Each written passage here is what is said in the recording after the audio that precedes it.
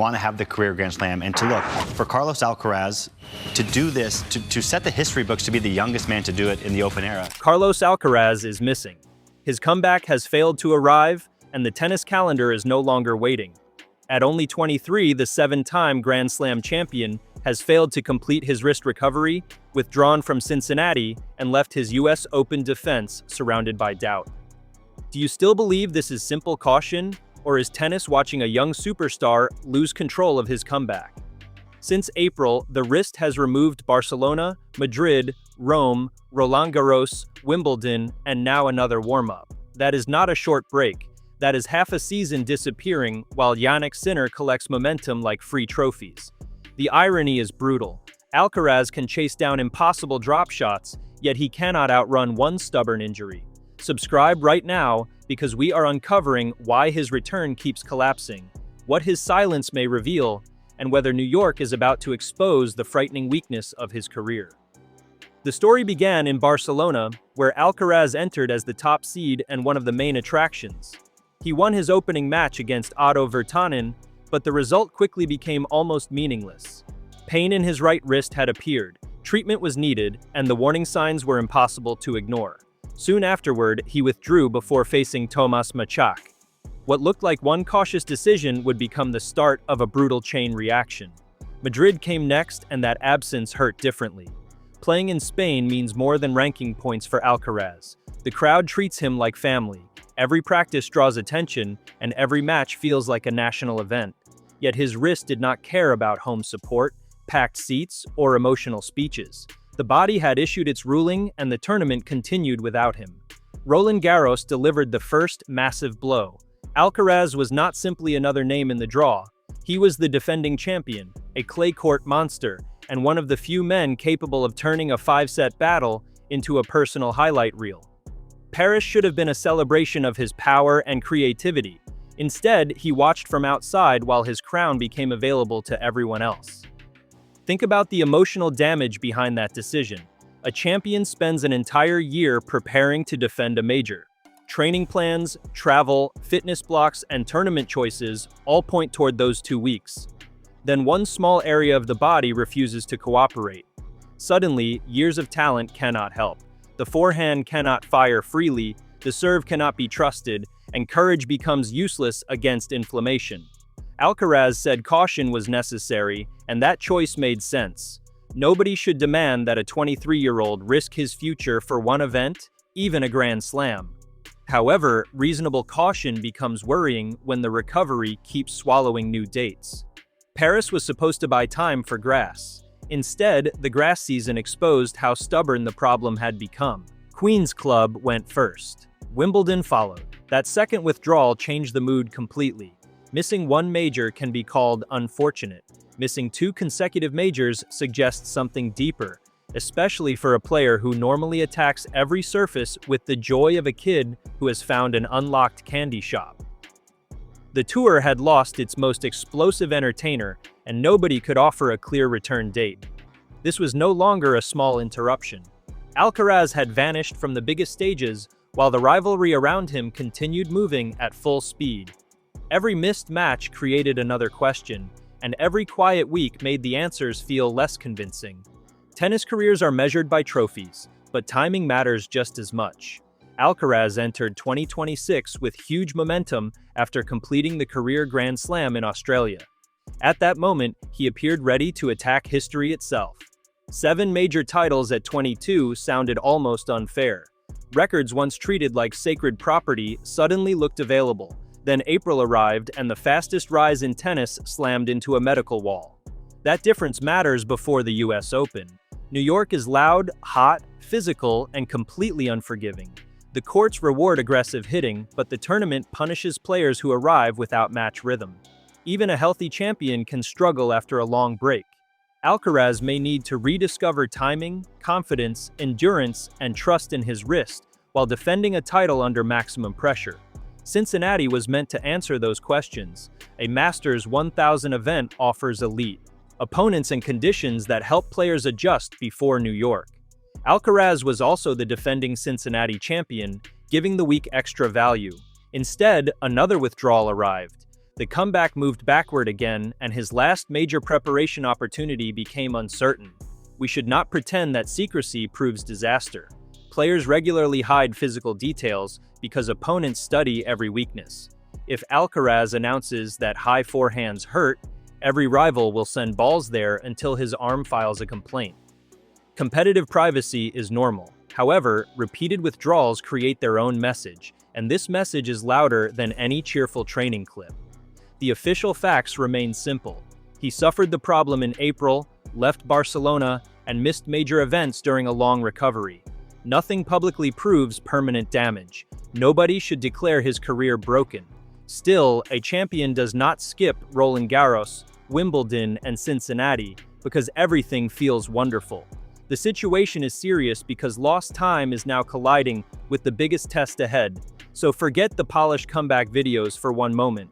The real question is not whether Alcaraz can hit a forehand in practice. It is whether that wrist can survive 7 matches, 5 sets, brutal returns, and 2 weeks of pressure without breaking his confidence again.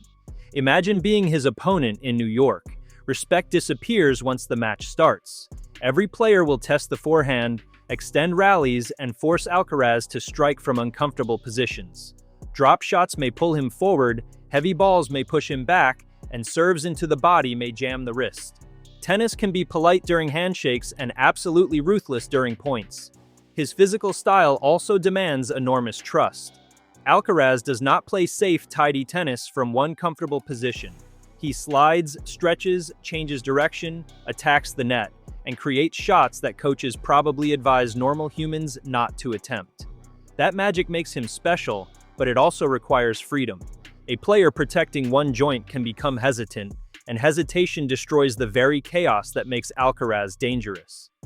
Others will say his schedule and physical style helped create this crisis.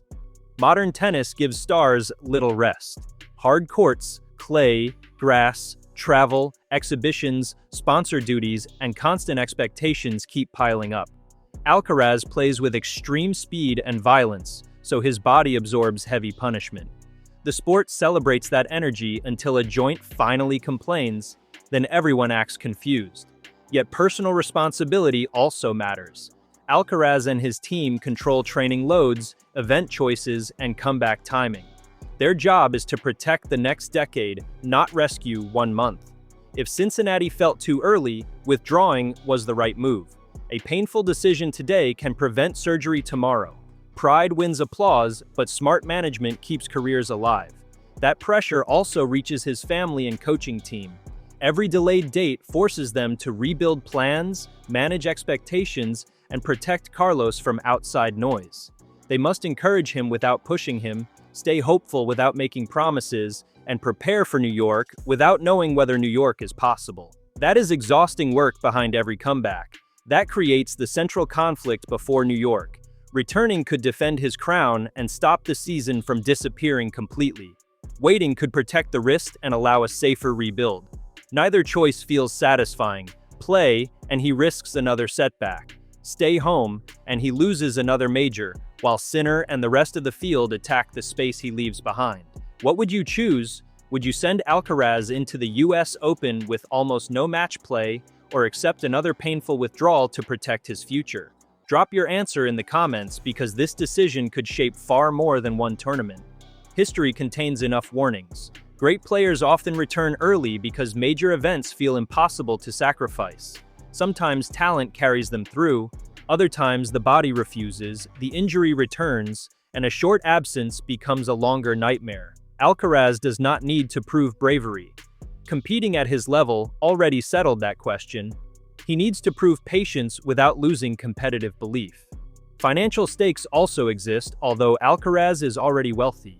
Major appearances bring prize money, sponsor exposure, and global attention. Tournaments sell tickets around superstars. Broadcasters build promotions around rivalries. When Alcaraz withdraws, many businesses feel the loss. Still, none of those groups must live inside his wrist after the cameras leave. Health has to win that argument. Fans lose something too. The Alcaraz-Sinner rivalry has become the match tennis wants most. Their contrast is perfect. Carlos brings fire, improvisation, and visible emotion. Jannik brings control, clean hitting, and an expression suggesting he is waiting for a bus. When one disappears, the tour loses tension. Sinner can keep winning, but dominance feels different when the strongest challenger is stuck in rehabilitation. Still, panic must remain balanced by perspective. Alcaraz is 23, not 33. Time remains on his side if the wrist heals correctly.